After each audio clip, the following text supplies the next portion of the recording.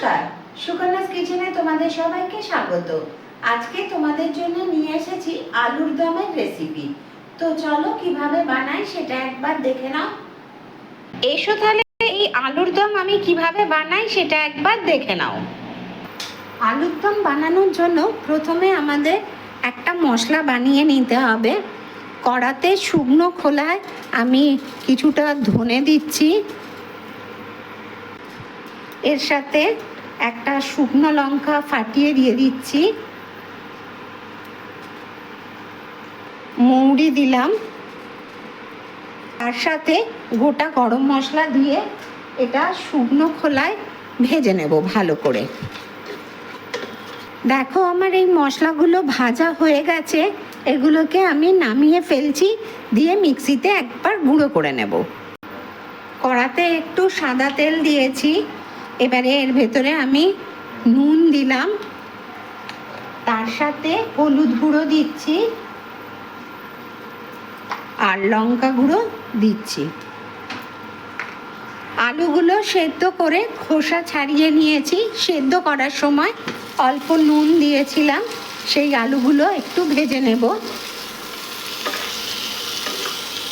কড়াতে আরেকটু সাদা তেল দিয়েছি, এবারে এর ভেতরে হিংটা দিলাম, তার সাথে একটা তেজপাতাকে ফাটিয়ে দিলাম আর গোটা জিরে দিচ্ছি, কাঁচা লঙ্কাকে একটু ফাটিয়ে এই ফোড়নটা আমি একবার নেড়ে নেব। আমি আদা বাটা দিচ্ছি,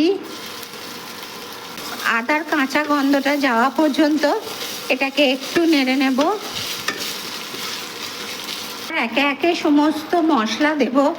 প্রথমে নুন দিচ্ছি, হলুদ গুঁড়ো দিলাম, তার সাথে লঙ্কা গুঁড়ো দিচ্ছি আর কাশ্মীরি লঙ্কা গুঁড়ো এর সাথে দিয়ে দেব,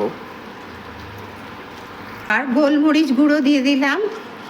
এই বাটিটার মধ্যে আমি কাজু আর চালমগজ বেটে রেখেছি সেটা দিলাম, আর তার সাথে টক দইও ফেটিয়ে রেখেছি সেটা দিয়ে মশলাটাকে ভালো করে এবার কষবো।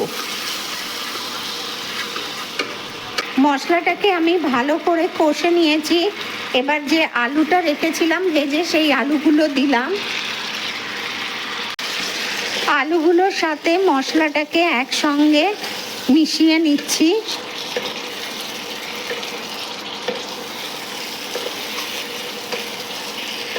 জল দিচ্ছি, জল দিয়ে এগুলো আমি ভালো করে একবার নাড়িয়ে নেব।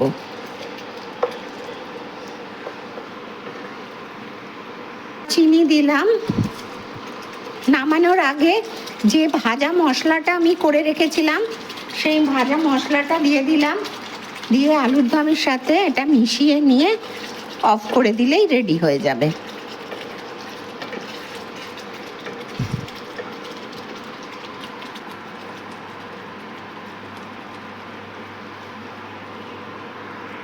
আলুর দম আমার রেডি। গরম গরম পরিবেশন করো লুচির সাথে।